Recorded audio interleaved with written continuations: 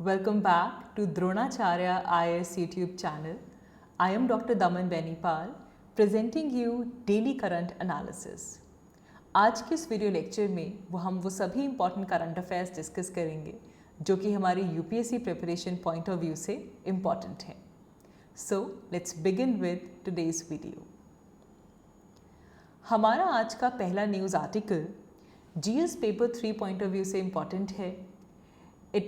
It relates to environment and biodiversity. It is basically about the wetlands of India.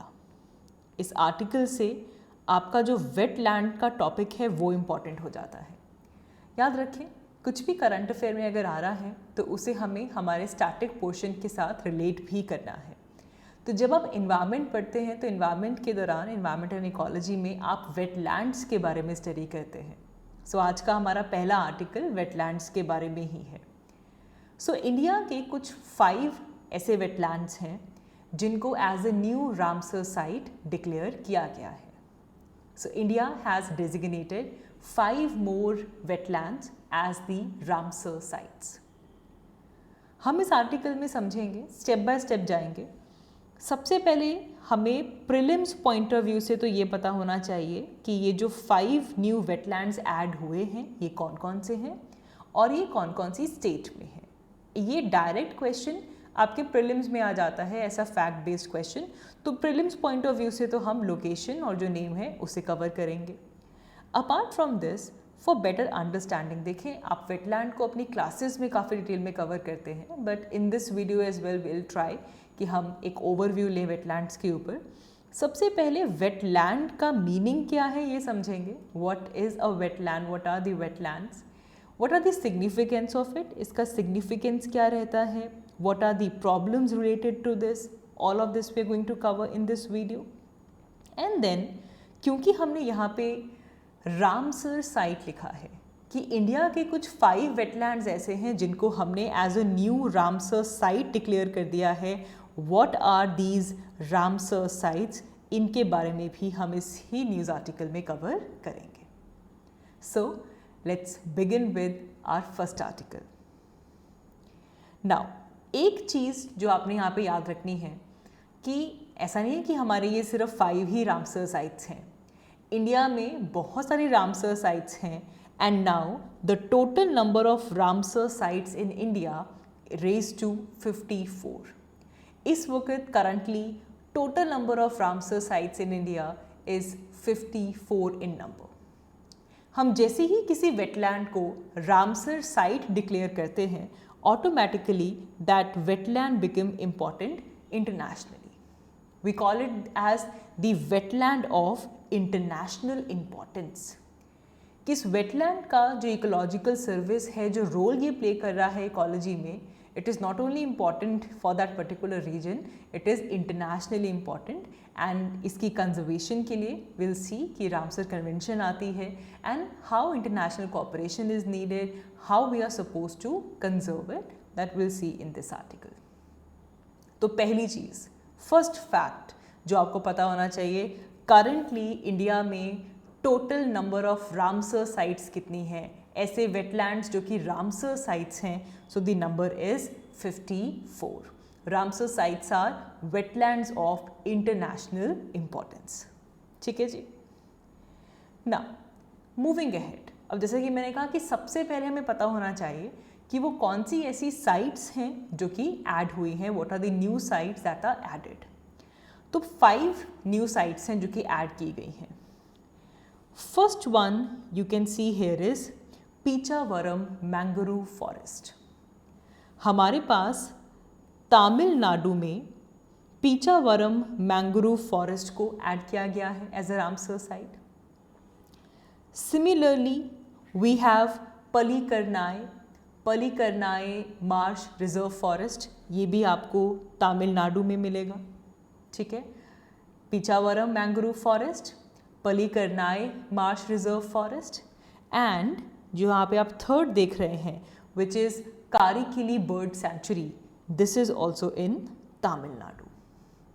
तो जो 5 new sites add हुई हैं इनमें से 3 तो कहाँ से ली गई हैं, तमिलनाडु से ली गई हैं. यहाँ पे पालीकरनाई Pichavaram or Karikili Bird Sanctuary. These are the 3 sites from Tamil Nadu that are added. Apart from this, Madhya Pradesh से, from Madhya Pradesh, another site has been added, which is Sakhya Sagar. Sakhya Sagar, ये मध्य प्रदेश में है, इसे भी add किया गया है. And एक और चीज़ यहाँ पे इम्पॉर्टेंट है, the 5th one, which is पाला वेटलैंड. पाला वेटलैंड. पाला वेटलैंड मिज़ोरम में है और ये इम्पॉर्टेंट इसलिए है because Pala wetland is Mizoram's first site to be designated as the Ramsar site. तो मिज़ोरम की फर्स्ट रामसर साइट कौन सी है? पाला वेटलैंड. ये पहली बार मिज़ोरम का कोई ऐसा वेटलैंड है जो कि वेटलैंड ऑफ इंटरनेशनल इम्पोर्टेंस के तौर पे डिजिग्नेट किया गया है, विच इज़ पाला वेटलैंड. इम्पॉर्टेंट हो गया. मिज़ोरम की पहली साइट है जो कि रामसर साइट डिजिग्नेट की गई है. तो पहला ऑब्जेक्टिव इसी वक्त यहीं पे ये 5 जो आपकी साइट्स हैं इनके नाम और ये कौन सी स्टेट्स में लोकेटेड हैं आपको याद होना चाहिए. याद रखेंगे कि Pichavaram, Pallikaranai and Karikili, these are in Tamil Nadu. Pala, which is the first Ramsar site of Mizoram, it's in Mizoram, and Sakhya Sagar, that is in Madhya Pradesh. First objective is this. Moving ahead. अब देखें इस पूरे आर्टिकल में, जैसा कि मैंने पहले भी कहा, this entire article is based on wetland. तो प्राइमरी ऑब्जेक्टिव आपके दिमाग में ये होना चाहिए कि यार वेटलैंड क्या है, ये आपको क्लियर हो. What are wetlands? तो बिल्कुल लेमैन लैंग्वेज में मैं समझाऊंगी आपको बिल्कुल बेसिक तरीके से कि वेटलैंड्स क्या है. Wetland. Wetlands are basically land areas.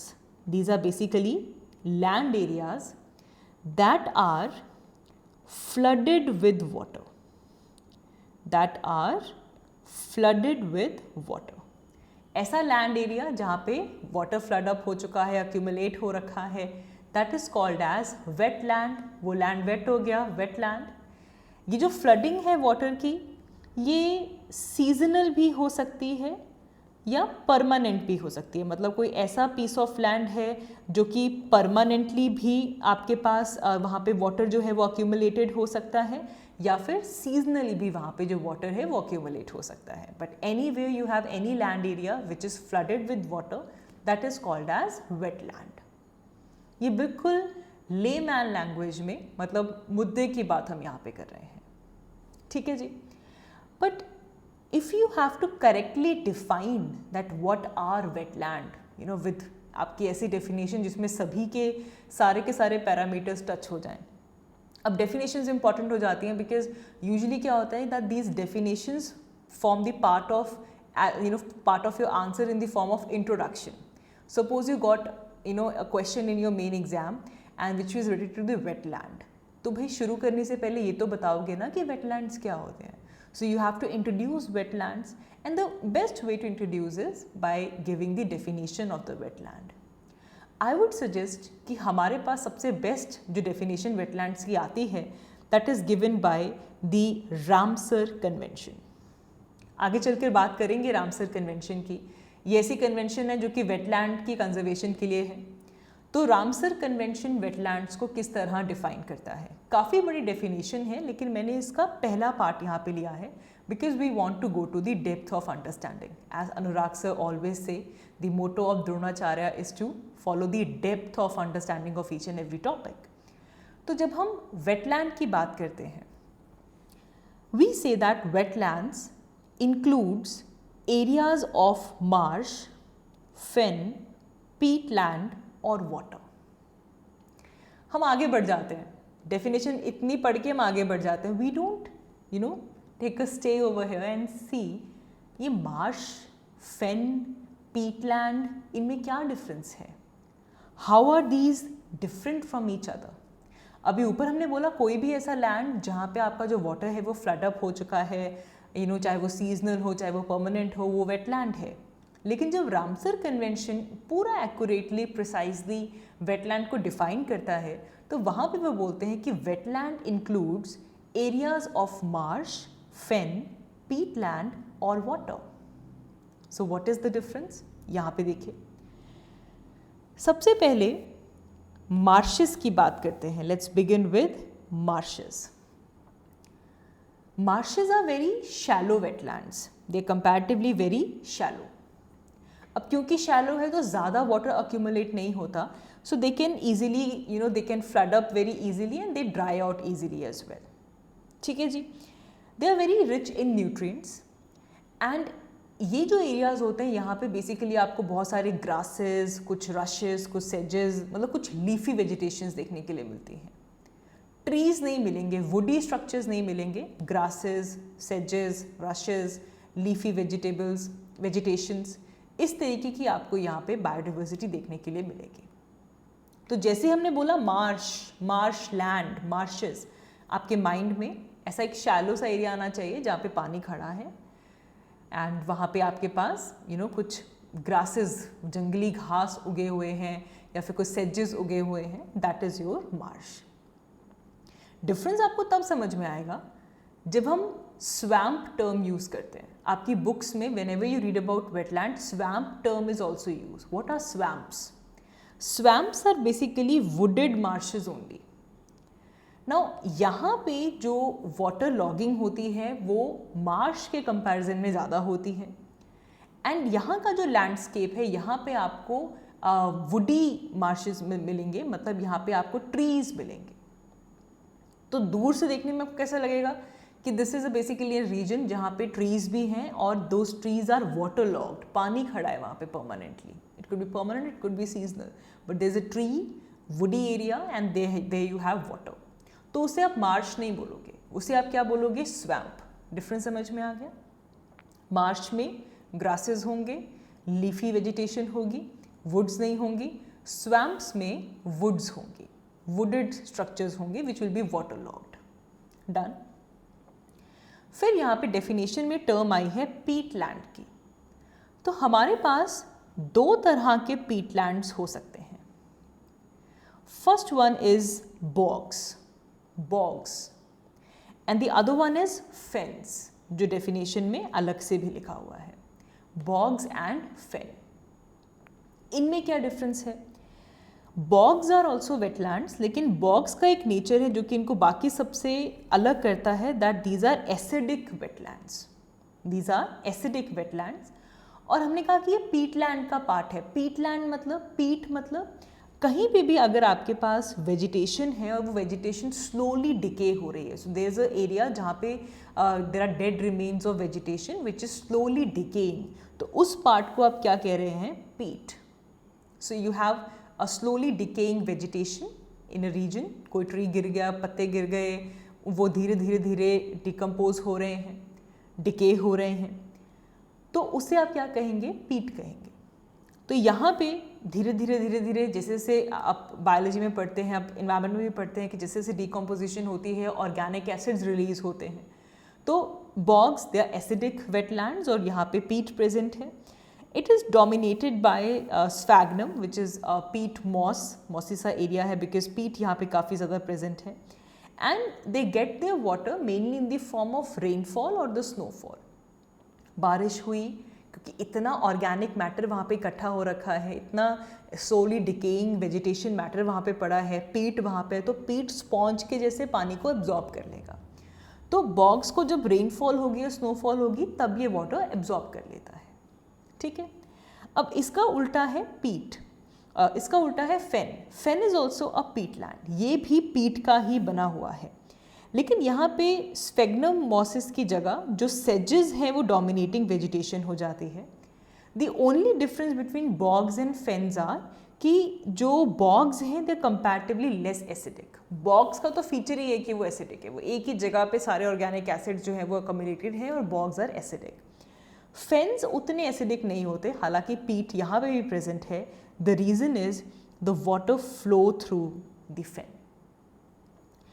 जो बॉग था बॉग में वाटर अक्यूमुलेट हो जाता है एक ही रीजन के अंदर, इसके अंदर आपके जो एसिड्स हैं वो अक्यूमुलेट होते जाते हैं and this become acidic reason.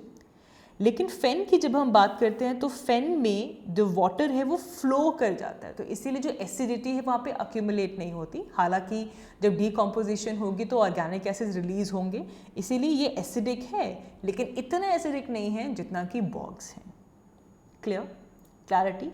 Marches, swamps, bogs, fens. ठीक है जी। तो इस डेफिनेशन की जो पहली लाइन थी that was that wetlands include area of marsh, fen, peatland और वाटर, जहाँ पे वाटर अक्यूमुलेटेड है। आगे अगर बढ़ें, इट सेज दैट ये जो वेटलैंड्स हैं these can be natural as well as artificial. Natural भी हो सकते हैं, आर्टिफिशियल भी हो सकते हैं। ठीक है, आर्टिफिशियली कहीं पे आपके पास मतलब ह्यूमन मेड जो है, मैन मेड वेटलैंड्स, कहीं पे कोई फिश पॉन्ड है, हाँ, कहीं पे कोई एक्वाकल्चर कर रहा है, फिश पॉन्ड बनाया हुआ है। आपकी जो पैडी है ना, जो पैडी फील्ड्स हैं, अभी अगर आप आसपास देखेंगे तो पैडी लगी हुई है खेतों में, पानी रुक रहा है, land flooded with water, even rice paddy fields are also considered as wetland and these wetlands are artificial.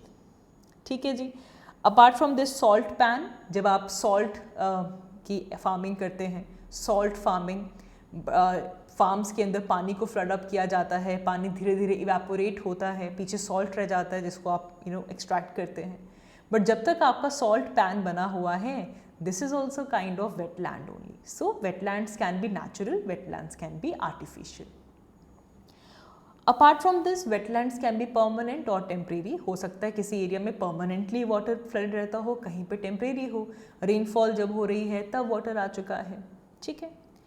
It can be static और फ्लोइंग। जो वाटर है वेटलैंड में वो स्टैटिक भी हो सकता है, फ्लोइंग भी हो सकता है। वाटर फ्रेश वाटर भी हो सकता है, ब्रैकिश वाटर भी हो सकता है, सॉल्ट वाटर भी हो सकता है। राइट? द डिफरेंस इज जो फ्रेश वाटर है उसकी सैलिनिटी कुछ लेस देन 5 ppt होती है। जो आपका सॉल्ट वाटर है उसकी ppt सॉल्ट कंपोजिशन कुछ 35 ppts के आसपास होता है। जो ब्रैकिश वाटर है वो 5 to 35 ppt की रेंज के बीच में लाई करता है। तो किसी भी तरह का वाटर हो सकता है, फ्रेश भी हो सकता है, ब्रैकिश भी हो सकता है, सॉल्ट भी हो सकता है। It can also include marine water, ये याद रखना, ये याद रखिएगा। जो आपका वेटलैंड है इसमें मेरीन वाटर भी हो सकता है, लेकिन एक कंडीशन है। क्या कंडीशन है? कि इस मरीन वाटर की जो डेप्थ है at the time of low tide it should not exceed 6 metres. जब लो टाइड आती है, सी लेवल फॉल करता है, उस टाइम पे मेरीन वाटर की जो डेप्थ है ये 6 मीटर से ज़्यादा नहीं होनी चाहिए। Clear? So this is how you will define wetland. Area of marsh, fen, peatland or water, whether natural or artificial, permanent or temporary, with water that is static or flowing, fresh, brackish or salt, including areas of marine water, the depth of which at low tides does not exceed 6 meters. ठीक है जी, तो ये definition याद रखिएगा. This definition is given by the Ramsar Convention. Moving ahead, हमें पता होना चाहिए कि वेटलैंड्स का रोल क्या है. What is the significance of wetlands? देखिए, वेटलैंड्स बहुत ही वाइटल रोल प्ले करते हैं when it comes to conserving the biodiversity. जब भी हम बायोडाइवर्सिटी कंजर्वेशन की बात करते हैं, इसमें वेटलैंड्स का बहुत इंपॉर्टेंट रोल है.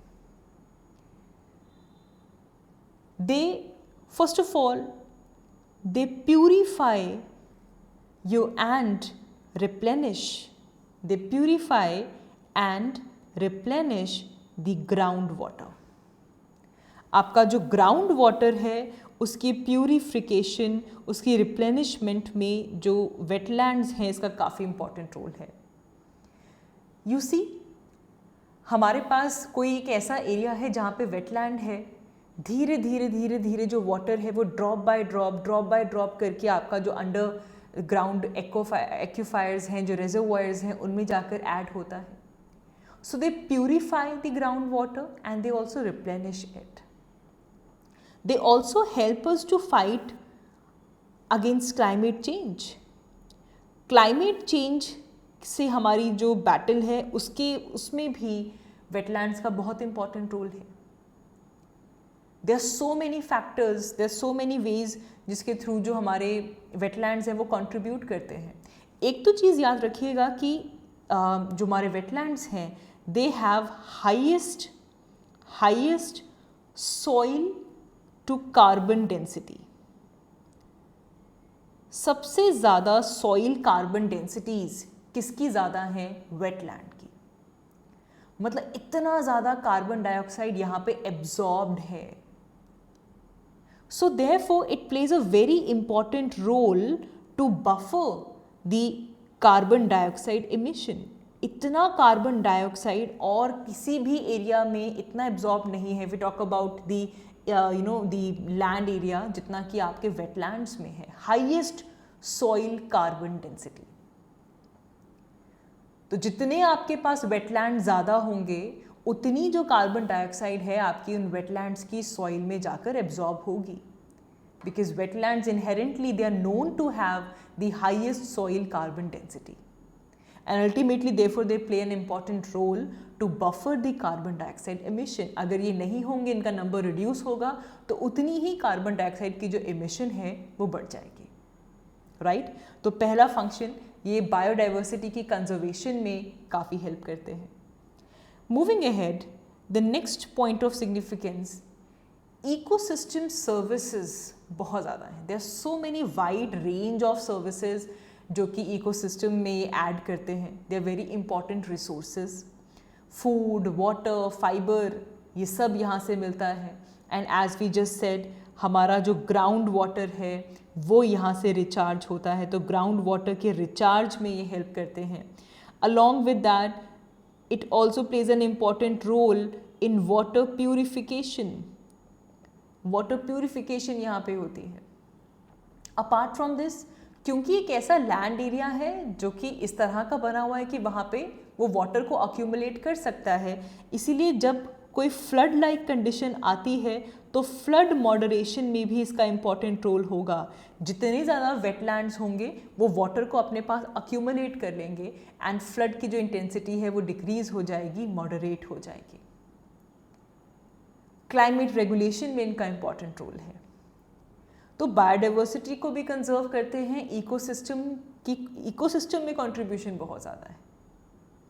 And as we just said, they prevent flooding. How do they prevent flooding? Because the wetlands they act as a natural sponges. They act as a natural sponges. अब जब flood आएगा तो extra water ये absorb कर लेगा. And similarly जब droughts आते हैं तो जो वेटलैंड्स हैं ये सबसे लास्ट में ड्राई आउट होते हैं. So they act like a buffer, they act as a natural sponge. Urban flooding के केसेस में भी बहुत इंपॉर्टेंट रोल है. अर्बन एरियाज में भी अब इस तरह प्लानिंग होनी चाहिए कि एप्रोप्रिएट वेटलैंड्स जो हैं उनको कंजर्व किया जाए. Because just look at the importance of wetland. Water को प्यूरिफाई करता है, ग्राउंड वाटर को रिचार्ज करता है, फ्लड कंट्रोल करता है. क्लाइमेट चेंज में इसका इम्पॉर्टेंट रोल है. अपार्ट फ्रॉम दिस, बायोडाइवर्सिटी यहाँ पे बहुत है. It's a perfect place for animals to be safe, to be hidden from the predators. यहाँ पे दोनों तरह की स्पीशीज़ होती हैं. लैंड स्पीशीज़ भी यहाँ पे आती हैं बहुत ज़्यादा, और जो आपकी एयर में जो बर्ड्स हैं उनकी भी ये बड़ी अच्छी जगह है रहने की. They provide a lot of diverse food stuff. यहाँ पे ग्रासेस भी हैं, मॉसेस भी हैं, प्लांट लाइफ भी है, एक्वाटिक लाइफ भी है. एंड देयरफॉर याद रखिएगा कि जो आपकी माइग्रेटरी बर्ड्स होती है ना, माइग्रेटरी बर्ड्स की सबसे अच्छी स्पेशल फीडिंग और ब्रीडिंग ग्राउंड्स अक्सर आपके वेटलैंड्स ही होते हैं. Right? They also help to control erosion. क्योंकि वेजिटेशन है तो जो सॉइल इरोजन है वो कंट्रोल रहेगी. प्लस अगर कोस्ट लाइन पे हमारे वेटलैंड्स हैं, they also protect our coast lines as well. Coast lines की इरोजन भी नहीं होने देता. टूरिज्म में भी इम्पॉर्टेंट रोल है. सपोज जैसे कि हम जो डिस्कस कर रहे हैं, आपने किसी वेटलैंड को रामसर साइट डिक्लेयर कर दिया, तो मतलब क्या, it has become the site of international importance.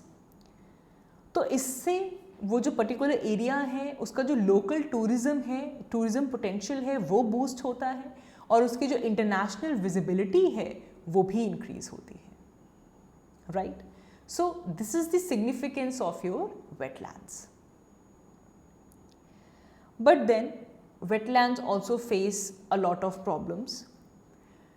सबसे पहले तो वेटलैंड्स का सबसे बड़ा चैलेंज ये है that sometimes it is considered as waste land,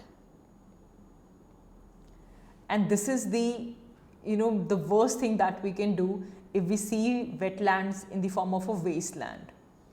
तो क्या कर देते हैं, या तो इसको ड्रेन कर देते हैं, जो वाटर है उसको ड्रेन आउट कर देते हैं, and they fill it and they convert wetland into to use it for other purposes. This is the main cause of wetland loss. Wetland का जो loss हो रहा है, जो degradation हो रहा है, उसमें सबसे बड़ा जो factor आता है that is the change of the land use. There is change in the land use. उसका जो nature है उसे change किया जाता है।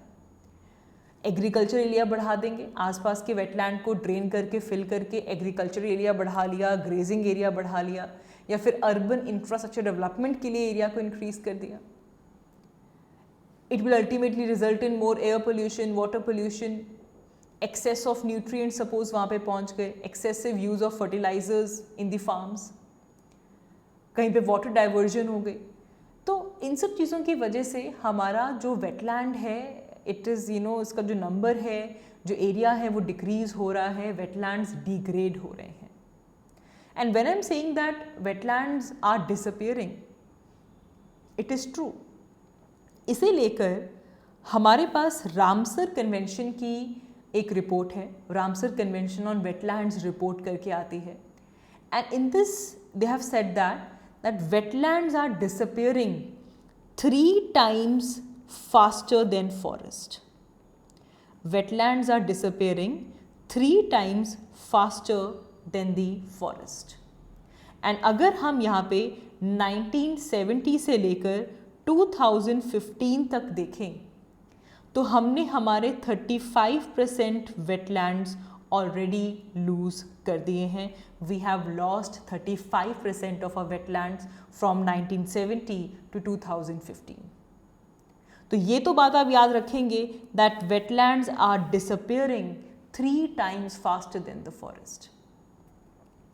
और ये अलार्मिंग सिचुएशन इसलिए भी है क्योंकि हमारे वर्ल्ड की 40% प्लांट और एनिमल स्पीशीज दे ब्रीड इन दी वेटलैंड्स। 40% जो हमारी प्लांट एंड एनिमल स्पीशीज हैं दे ब्रीड इन दी वेटलैंड्स, और अगर वेटलैंड्स डिग्रेड हो रहे हैं तो अल्टीमेटली वो स्पीशीज़ 40% जो हमारी स्पीशीज़ हैं वो भी एक्सटिंक्ट हो सकती हैं। It's a big situation. Then there is lack of awareness. First of all, एक तो अर्बनाइजेशन नीड्स बढ़ती जा रही हैं, पॉपुलेशन बढ़ रही है, अर्बनाइजेशन बढ़ रही है, and there is lack of awareness also, there is lack of knowledge about wetlands. Wetlands क्या हैं, उनकी ecosystem service क्या है।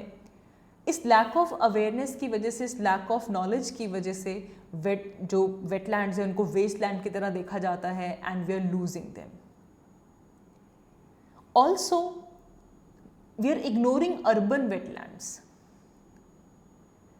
जो कंजर्वेशन एफर्ट्स होते हैं वो मोस्टली जो नोटिफाइड रामसर साइट्स हैं हम उनको कंजर्व करने में लगे रहते हैं, लेकिन हम ये भूल जाते हैं कि जो अर्बन वेटलैंड्स हैं वो इक्वली इम्पॉर्टेंट हैं।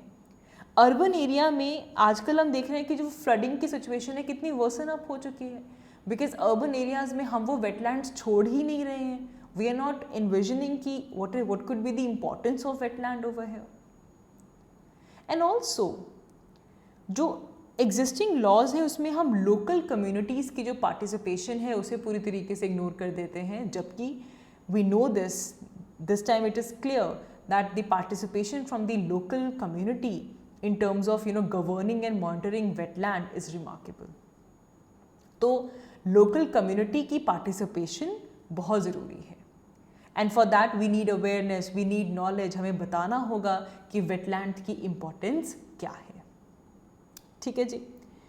नाउ इसके बाद coming down to our main topic, Ramsar convention on wetlands.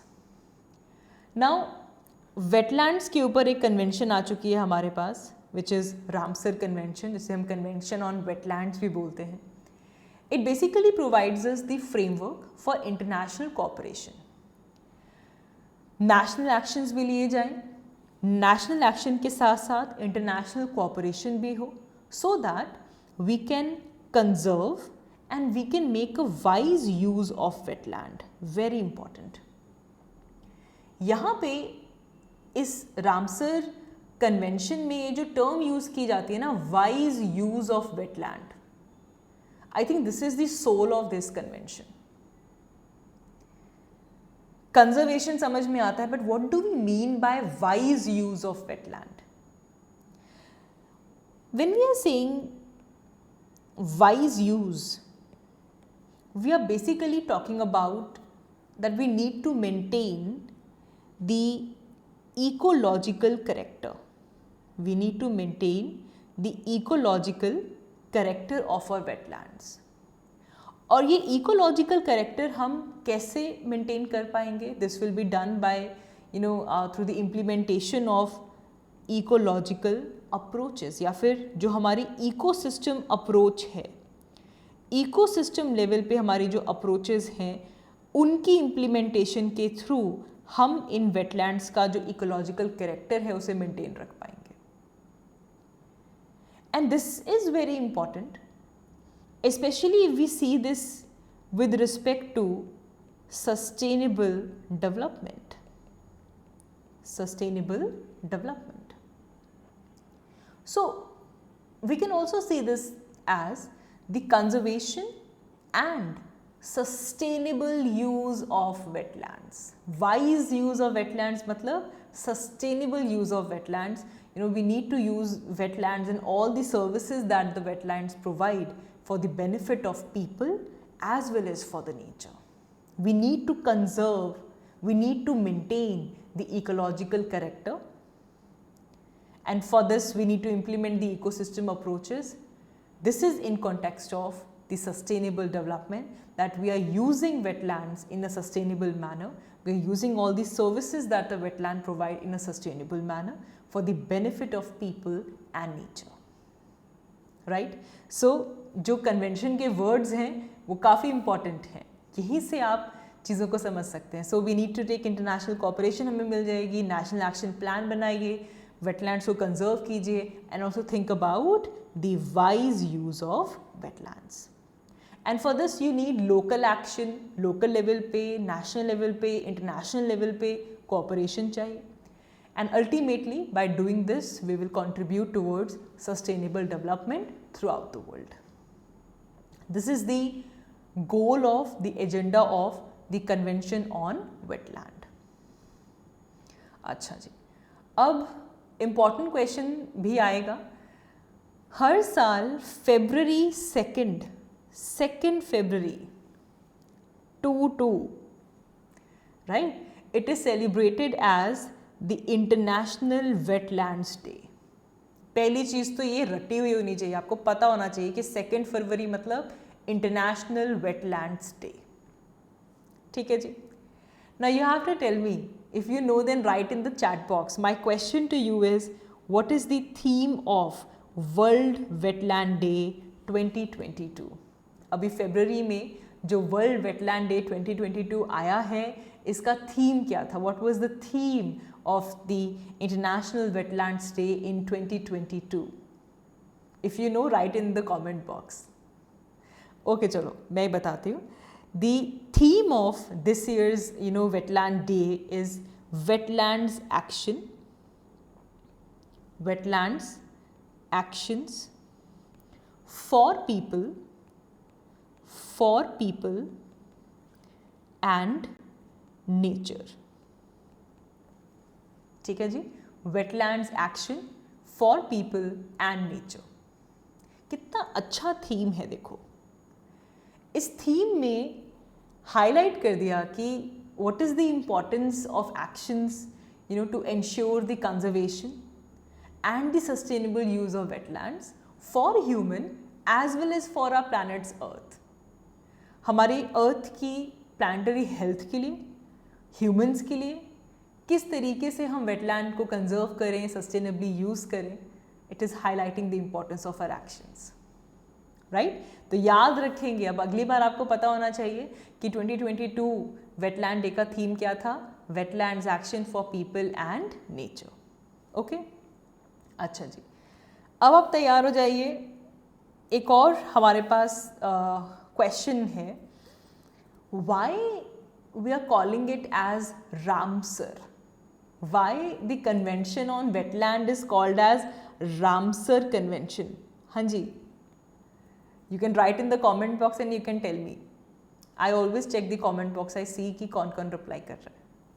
हाँ, मेक इट एंगेजिंग, इससे मुझे पता चलेगा कि आप कौन कौन सी चीज़ों पे रिस्पॉन्ड कर रहे हैं। या why it is called Ramsar? Very easy, because this convention is named after an Iranian city. Ramsar is basically an Iranian city जहाँ पे ये कन्वेंशन साइन किया गया था, अडॉप्ट किया गया था in 1971। So Ramsar is an Iranian city जिसके बेसिस पे इसका कन्वेंशन का नाम रखा गया है। तो ये रामसर कुछ अलग चीज़ नहीं है, Ramsar is the name of the city. ये कहाँ पे है? ईरान में है, जहाँ पे कन्वेंशन ऑन वेटलैंड्स को अडॉप्ट किया गया था। कब अडॉप्ट किया गया था? 1971, राइट, 2 फरवरी 1971। क्लियर जी? चलो, अब देखो, ये कन्वेंशन के बारे में आप बहुत डिटेल में अपनी इन्वायरमेंट की क्लासेस में पढ़ोगे। देर आर मैं अगर ऊपर से टच करूं तो there are 3 pillars to this convention जो आपको पता ही होने चाहिए। जिन भी पार्टीज ने इस कन्वेंशन में साइन किया है, there are 3 important pillars to this convention. सबसे पहला पिलर तो हम डिस्कस करके आ चुके हैं, which is the wise use of all of the wetlands. जो वेटलैंड्स हैं उनका वाइज यूज होना चाहिए। इसको लेकर नेशनल प्लान बनाओ, कोई पॉलिसी बनाओ, कोई एक्ट बनाओ, मैनेजमेंट एक्शंस लो, पब्लिक एजुकेशन बढ़ाओ, but ultimately there should be the wise use of all the wetlands. Then ऐसे वेटलैंड्स जो कि इंटरनेशनल इम्पोर्टेंस रखते हैं, उनकी एक लिस्ट बनाई जाए। ऐसे सूटेबल वेटलैंड्स की लिस्ट बनाई जाए जिसे हम कहेंगे Ramsar list. Will call it as Ramsar list. और एक बार अगर कोई वेटलैंड रामसर लिस्ट का पार्ट बन गया, मतलब it has become the wetland of international importance, तो उसकी आप इफ़ेक्टिव मैनेजमेंट करें, उसका कंजर्वेशन इंश्योर करें। ठीक है, इसीलिए आज का हमारा आर्टिकल क्या है कि इंडिया के अंदर 5 न्यू रामसर साइट्स आ गई हैं। This is one of the pillar of this convention. ठीक है, so there is one more pillar, that is कि अगर हमारे पास कोई ट्रांस बाउंड्री वेटलैंड है, मतलब कोई ऐसा वेटलैंड जो कि 2 कंट्रीज या फिर एक से ज़्यादा कंट्री के बीच में लाई करता है, उसे हम बोलेंगे ट्रांस बाउंड्री वेटलैंड। तब उसे कंजर्व करने के लिए वी नीड इंटरनेशनल कोऑपरेशन। तो जो भी कंट्रीज़ हैं जो एक वेटलैंड सिस्टम को शेयर कर रहे हैं, कोई स्पीशीज शेयर हो रही है, so they need to cooperate internationally ताकि जो वेटलैंड है वो कंजर्व्ड हो। तो ट्रांस बाउंड्री वेटलैंड कंजर्वेशन के लिए भी रामसर कन्वेंशन में एक इम्पॉर्टेंट पिलर है। ठीक है जी, समझ आ रहा है अभी तक? अच्छा जी, अब आते हैं हम हमारे थोड़े ट्रिवियाज के ऊपर। This is very interesting. ये इंटरेस्टिंग इसलिए बिकॉज प्रीलिम्स में यहाँ से क्वेश्चन आते हैं और हम डर जाते हैं, तो हमें डरना नहीं है, हमें इसको बहुत ही प्यार से टैकल करना है। सबसे पहले, at present how many wetlands do we have? Write in the comment box if you can. How many wetlands do we have? We have 54 wetlands.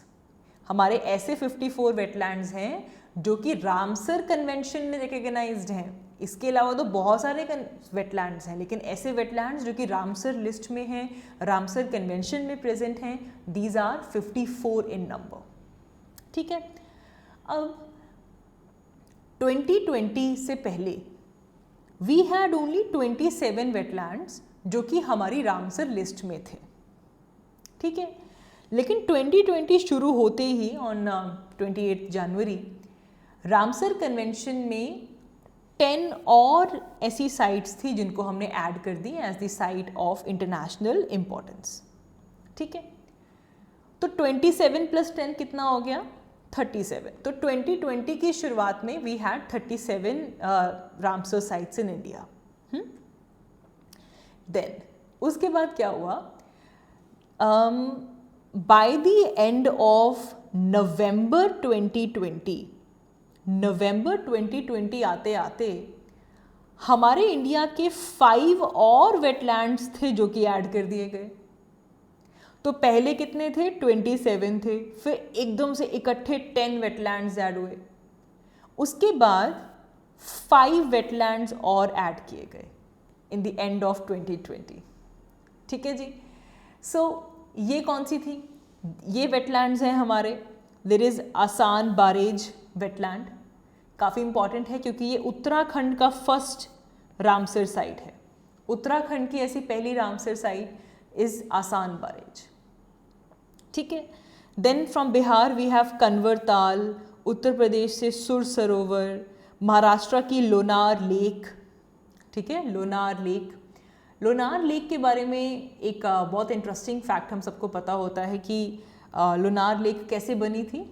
हमारी जो बेसॉल्ट है डेक्कन प्लेट्यू में है, हमारी लोनार लेक महाराष्ट्र में है।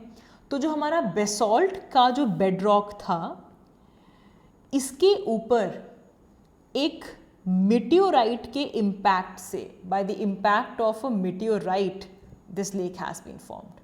ठीक है, इसको आप मेटियोराइट लेक भी बोल देते, that is your Lonar lake. अच्छा, जो सुर सरोवर है उत्तर प्रदेश में, ये इसे खेतम लेक भी बोल देते हैं। Sur Sarovar is also called as Keetham lake. ठीक है, and also it is a human made reservoir. ये ह्यूमन मेड रिजर्वॉयर भी है। देखो कितनी इंपॉर्टेंट चीज़ें हो गई। Asan barrage first reservoir wetland है रामसर साइट उत्तराखंड से जो कि ऐड हुई थी।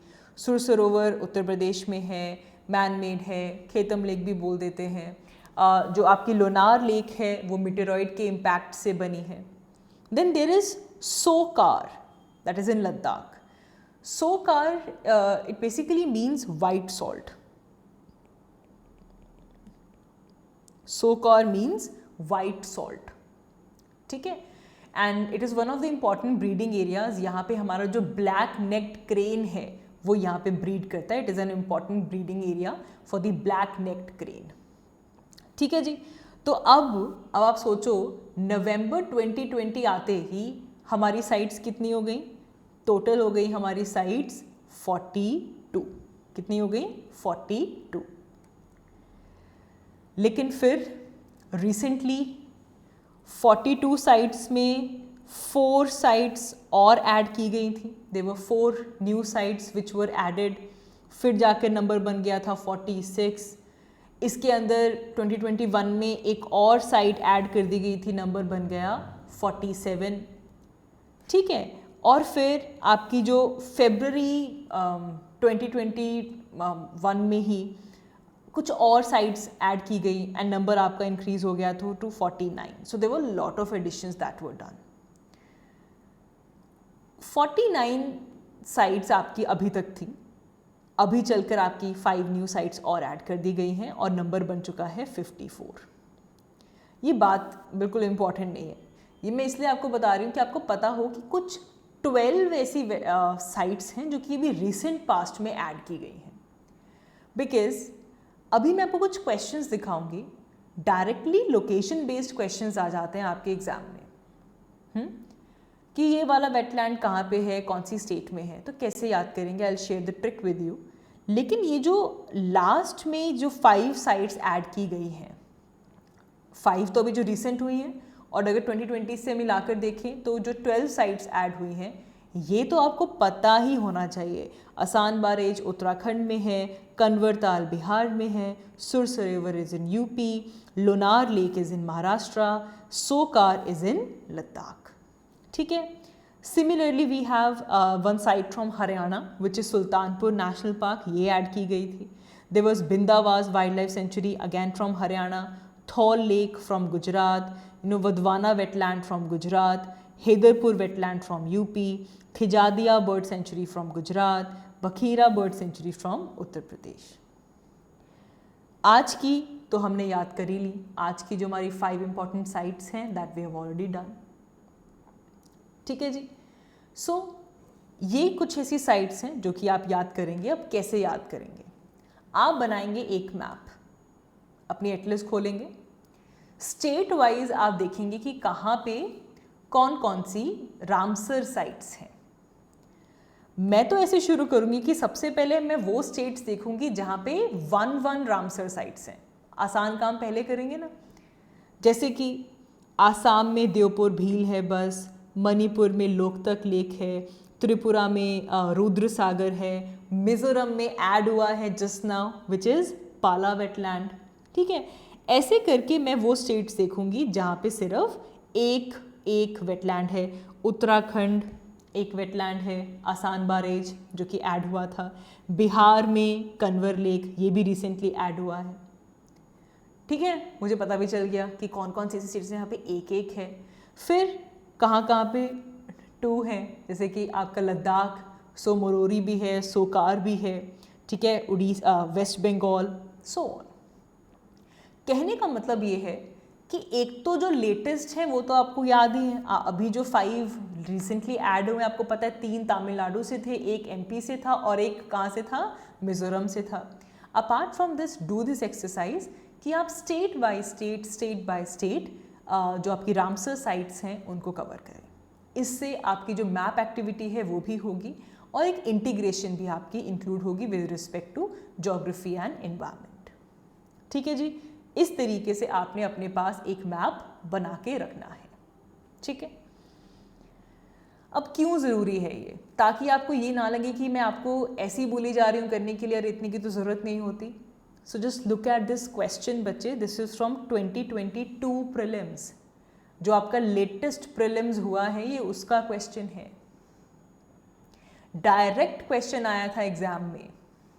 होकेरा वेटलैंड, रेणुका वेटलैंड, रुद्र सागर लेक, सस्थमकोटा लेक और सामने दी गई हैं लोकेशंस और आपसे पूछा गया how many pairs that are given above are correctly matched. तो जिस बच्चे को पता है होकेरा वेटलैंड कहाँ है, जिसको पता है रेणुका वेटलैंड कहाँ है, जिसको पता है रुद्र सागर लेक कहाँ है and the Sasthamkotta lake, only that child, that student can solve this question. तो ऐसे क्वेश्चंस कैसे सॉल्व होंगे? या तो एक लिस्ट बना लो लंबी सी, 54 वेटलैंड साइट्स की लिस्ट बनाओ और उसका रट्टा लगाओ, या फिर स्मार्ट वर्क करो. पिक्टोरियल मेमोरी के साथ एक सिस्टमैटिक वे से रामसर साइट्स को याद करो. वो आपके सामने है. मैप बनाओ, एक पूरा का पूरा बड़ा सा मैप बनाओ और उसमें सिर्फ और सिर्फ रामसर साइट्स मार्क करो लाइक दिस. ठीक है जी. I hope you are getting my point. Wetlands are very important from prelims point of view. That is why हम इसके ऊपर इतना टाइम लगा रहे हैं. ठीक है जी. अच्छा, अब देखो again 2022 prelims, one more question directly from the wetlands. Are you understanding this? I have taken this question so that you can understand कि यस किस तरह वेटलैंड से क्वेश्चंस आते हैं. ठीक है जी. तो ये आप करेंगे. चलो जी, अब कुछ और इम्पॉर्टेंट चीज़ें. Let's talk about some Ramsar sites of the world. Okay, do you know which is world's first Ramsar site? ऐसी कौन सी साइट है जो कि रामसर कन्वेंशन में सबसे पहली बार ऐड हुई थी? World's first site under Ramsar convention. Anybody knows? If you know you can write in the chat box. हाँ, मेरा आंसर सुन के नहीं लिखना, अगर पहले आता है तो लिखो. World's first site under Ramsar convention, it was, I am writing, it was in Australia which is Cobourg peninsula. Cobourg peninsula in Australia was the first Ramsar site. 1974 में ये ऐड की गई थी. So the first site to be added in the Ramsar Convention, Ramsar list is the Cobourg peninsula in Australia. ठीक है जी, चलो कोई बात नहीं, नेक्स्ट क्वेश्चन है आपके लिए, अगर ये आपको आता है again you can write in the chat box. Largest site under Ramsar convention, मतलब लार्जेस्ट साइट कौन सी है, ऐसा वेटलैंड जो कि सबसे लार्जेस्ट है और जो रामसर कन्वेंशन का पार्ट है वर्ल्ड लेवल पे। Well, the largest site under the Ramsar convention it is in Brazil, इसे हम कहते हैं Rio Negro. Rio Negro, it is in Brazil. This is the largest site. याद रखो, ऐसी चीजें याद रखनी है, it's an important trivia, it's a quiz time. ठीक है, अच्छा ये तो आपको आता होगा, the country with most number of Ramsar sites, ऐसा कंट्री जिसमें सबसे ज्यादा रामसर साइट्स हैं। अच्छा जी, this is UK, United Kingdom. United Kingdom has the most number of Ramsar sites, वहां पे 175 रामसर साइट्स हैं। एंड अच्छा, सेकेंड नंबर पे आता है मेक्सिको, मेक्सिको में 142 रामसर साइट्स हैं। ठीक है जी, अच्छा अब ऐसा कंट्री आपने मुझे बताना है जिसका लार्जेस्ट एरिया रामसर साइट्स में आता है। Largest area, number wise top में कौन है, यूके। लार्जेस्ट एरिया ऐसे कंट्री का जो कि रामसर कन्वेंशन में आता है, the country is Bolivia. The country is Bolivia. Bolivia has the largest area under this convention. ठीक है, तो ये कुछ पॉइंट्स नहीं भूलेंगे। फाइन, अच्छा अब ये तो हमने जो ट्रिविया किया था this was at the world level. India की रामसर साइट्स को जानते हो कि नहीं?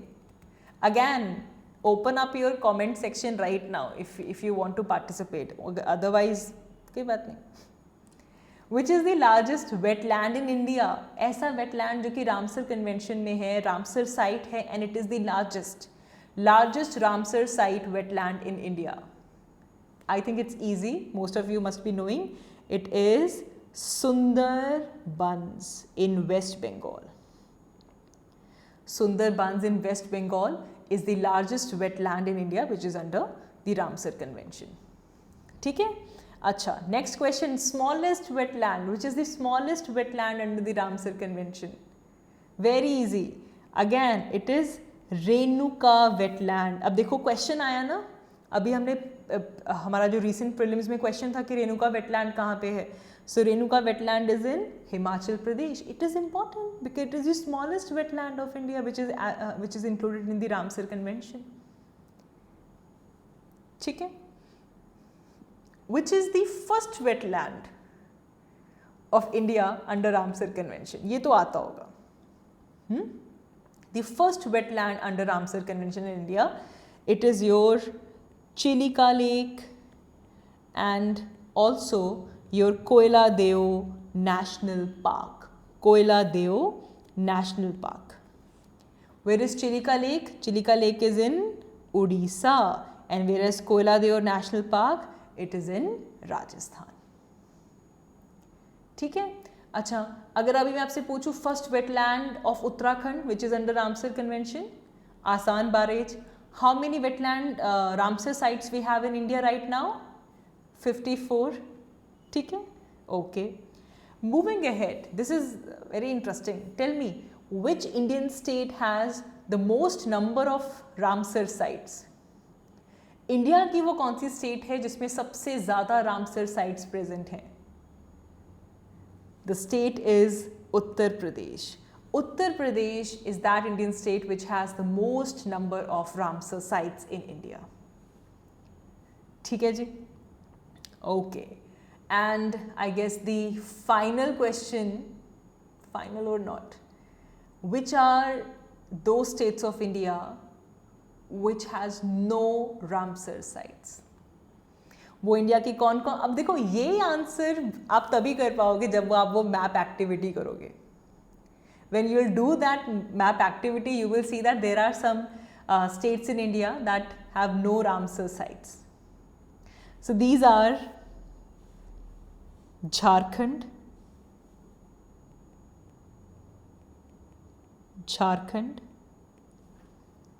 Nagaland, नागालैंड। अच्छा, इस लिस्ट में ना पहले मिज़ोरम भी था, लेकिन अब मिज़ोरम नहीं है। क्यों? बिकॉज पाला आ गई है आपके पास। Nagaland, Meghalaya, Sikkim,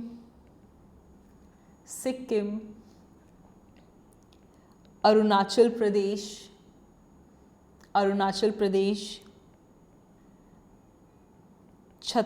Chhattisgarh,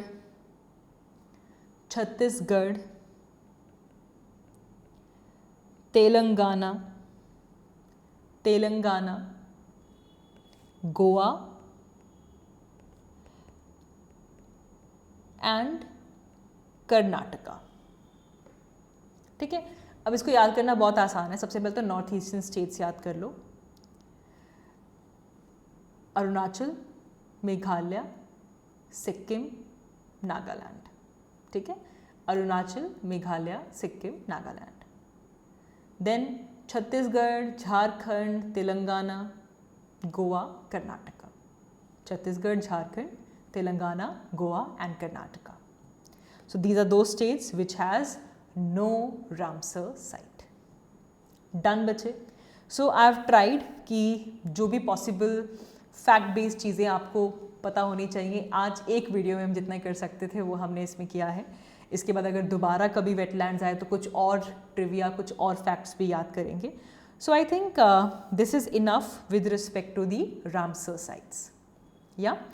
So now we will move ahead to our next topic, which is again an important point for your prelims point of view. Modhera Sun Temple. आगे बढ़ेंगे, we'll talk about Modhera Sun Temple. अब ये GS paper 1 history and art and culture से relate करता है, but mainly इसकी relevance आपको prelims में ज़्यादा रहेगी. Modhera sun temple. Modhera sun temple news में क्यों है? अभी रिसेंटली ये अनाउंस किया गया है कि जो अहमदाबाद रेलवे स्टेशन है, which is at the Kalupur in Ahmedabad city, इसे मोधेरा सन टेम्पल के थीम के ऊपर डेवलप किया जाएगा. आगे आने वाले 5 सालों में अहमदाबाद रेलवे स्टेशन को मोधेरा सन टेम्पल के थीम के बेसिस पे डेवलप किया जाएगा. ठीक है जी. तो यहाँ से क्या इंपॉर्टेंट हो गया? Modhera sun temple. देखिए, Modhera sun temple it is located in Ahmedabad only. तभी अहमदाबाद के रेलवे स्टेशन को मॉडिफाई करेंगे. ठीक है, पहली चीज़ तो यहीं से सॉल्व कर लो कि मोधेरा सन टेम्पल कहाँ पे है? अहमदाबाद में है. Precisely it is in Mehsana. ठीक है, precisely it is located in Mehsana, which is in the neighbouring Ahmedabad district only. ये 11th सेंचुरी में बनाया गया था ड्यूरिंग द चालुक्य डेंसिटी. ये भूलेंगे नहीं, मैं बताऊंगी क्यों. 11th सेंचुरी में बनाया गया था, चालुक्य डायनेस्टी के टाइम पे बनाया गया था, and this was made to honour built to honour the sun god. And northern Gujarat में ये बहुत इंपॉर्टेंट टूरिस्ट डेस्टिनेशन भी है. एंड यहाँ से एक रिवर पास करती है विच इज़ पुष्पपति रिवर. अगैन जो चीज़ें मैं अंडरलाइन कर रही हूँ ये आपको पता होनी चाहिए. 11th सेंचुरी में चालुक्य डायनेस्टी के टाइम पे बनाया गया पुष्पपति रिवर यहाँ से पास करती है. इसके आसपास there is this terraformed garden. वहाँ पे फ्लावरिंग ट्रीज हैं and there so many birds over there. तो कहा जाता है बर्ड्स यहाँ पे आके गाना गाती हैं. The remains of this sun temple is at Modhera and the relics of the times are gone. जब इसकी जो रेवरेंस थी that was in terms of the natural elements, जो आपके नेचुरल तत्व हैं, fire, air, earth, water, sky, and इसका वैदिक गॉड्स के साथ मैनिफेस्टेशन में काफ़ी इंपॉर्टेंट रोल था. Why are we discussing this? Again, I'm taking another question. ये आपके प्रीलिम्स में आया हुआ है, 2017 प्रीलिम्स में आया हुआ है. Direct question, which of the following are famous for sun temple. ठीक है, तो आज आपने मोधेरा सन टेम्पल पढ़ा है जो कि अहमदाबाद में है, मेहसाना में है. याद रखना, सन टेम्पल्स के ऊपर भी डायरेक्टली क्वेश्चंस आते हैं. Another question again related to sun temple. अब देखो, ये सब आप डिटेल में आर्ट एंड कल्चर में पढ़ोगे, अपनी हिस्ट्री में पढ़ोगे. मैं यहाँ पे क्यों लेकर आ रही हूँ? अपनी कौन कौन सी चीज़ें नोट करनी है. देखिए, दिस क्वेश्चन वाज अबाउट चौसठ योगिनी टेम्पल. किसके टाइम पे बना, कौन सी डायनेस्टी ने बनाया, टेम्पल का बेसिक फीचर क्या है, किस चीज़ को प्रमोट करता है, जैसे कि सन टेम्पल है, सन गॉड के लिए है, जो हमने अभी पढ़ा। तो इस तरह के क्वेश्चंस पेपर में आते हैं। तो चालुक्य डायनेस्टी ने बनाया, 11वीं सेंचुरी में बनाया, पुष्पपति रिवर यहाँ से पास करती है, गुजरात में है, अहमदाबाद डिस्ट्रिक्ट के पास महसाना में है, सन गॉड के लिए टेम्पल है। ये चीज़ें आपको मोधेरा सन टेम्पल के बारे में पता होनी चाहिए, क्योंकि इस तरीके से क्वेश्चन फ्रेम हो जाता है। ये क्वेश्चन सन टेम्पल के ऊपर 2021 में आया था। ठीक है, चलो आगे बढ़ते हैं। हमारा last article, again it's an important species which is in news, which is your light mantled albatross. ठीक है जी, ये एंटार्क्टिका की मेजर स्पीशीज़ है और बहुत ही रेयरली ये उड़कर तमिलनाडु की कोस्ट के पास आ गई है। एंटार्क्टिका की स्पीशी फ्लाई करके तमिलनाडु पहुंच गई और इसने रिसर्चर्स को बड़ा इंट्रीग कर दिया कि ये कैसे आ गई, ये कैसे रास्ता भटक गई। ठीक है, so will look into that study as well. सबसे पहले जानो कि कहाँ से मिली है ये हमें। जो स्पीशी मिली है ये आपका जो पाक बे है, दिस इज़ दी पाक बे। पाक बे का ये जो रामेश्वरम आइलैंड है, इसके पास में ये आपको स्पीशी मिली है। इस पाक बे में, which is very close to gulf of Mannar, it is an important bird area as well. Here this albatross has been identified. Gulf of Mannar जो region है ये important bird area है. There is this international bird life international जो कि important bird areas declare करती है, ताकि जितनी भी वर्ल्ड की बर्ड्स हैं, माइग्रेटरी बर्ड्स हैं, उनको मॉनिटर किया जा सके, उनको प्रोटेक्ट किया जा सके। So for that you have the bird life international, जो कि ऐसी साइट्स डिक्लेयर करती हैं which are important bird areas, important bird area. तो ये वही रीजन है जहाँ पे आपको एल्बाट्रॉस मिला है। नाउ एल्बाट्रॉस के कुछ फीचर्स अगर हम देखें तो scientific name is Phoebetria palpebrata, mostly Antarctic sea में ही आपको मिलता है। The status is near threatened. The feature is they have this ash color and they have very dark area around their head.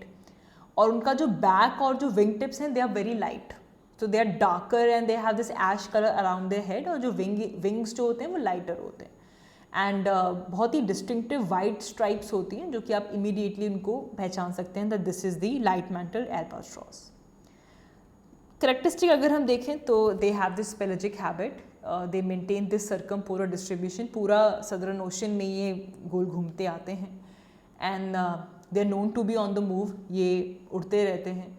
Mostly they use the wind, जिस direction में wind चल रही होती है ये उसी डायरेक्शन में उड़ते हैं, so that they can save their energy during the flight. And इसी पूरा सदर्न ओशन के अराउंड इनके मेजर जो ब्रीडिंग साइट्स हैं वो प्रेजेंट हैं। अब ये तमिलनाडु कैसे पहुंच गया, रामेश्वर आइलैंड के पास कैसे पहुंच गया? अब जो नियरेस्ट रिकॉर्डेड साइट है Rameswaram, it is around 5000 kilometres away, and यहाँ तक पहुँचना मतलब अभी हमने देखा कि ये जो बर्ड है ये विंड्स का सहारा लेती है। सो रिसर्चर्स फील कि क्लाइमेट चेंज की वजह से, अब देखो टेम्परेचर बढ़ रहा है, ग्लोबल वार्मिंग हो रही है, this has triggered the change in wind pattern. इससे विंड पैटर्न चेंज हो गया और इस विंड को फॉलो करते करते ये जो बर्ड है ये इंडियन शोर पे आकर लैंड हो गई। So there is some change in the atmospheric pressure, there is change in the wind pattern, जिसकी वजह से ये जो बर्ड्स हैं यहाँ पे, बिकॉज अदरवाइज ये जो बर्ड्स हैं इतने लंबे एरिया को they can not fly that long, and especially that area which is not familiar to them. So this can be only achieved अगर हमारे पास कुछ एटमॉस्फेरिक प्रेशर में चेंज आया है, क्योंकि टेम्परेचर में चेंज आएगा तो प्रेशर सिस्टम में चेंज आएगा और आपका जो विंड पैटर्न है वो भी चेंज होगा। So this is the possible reason जिसकी वजह से हमारा जो एल्बाट्रॉस है ये एंटार्क्टिक रीजन से निकल के तमिलनाडु के पास लैंड हुआ है, right? So that is all for this video. आज की इस वीडियो के लिए इतना ही। Thank you so much for watching. I will see you all in my next video. अगर आपको ये वीडियो अच्छी लगी so please do like, and जो मैंने आपको कमेंट्स करने के लिए कहे थे, जो क्वेश्चंस मैंने आपसे पूछे थे, अगर आपको वो आते थे तो यू शुड हैव आप कमेंट कीजिए, अच्छा लगेगा। So that is all for this video. Thank you so much. I will see you all in my next one. Thank you.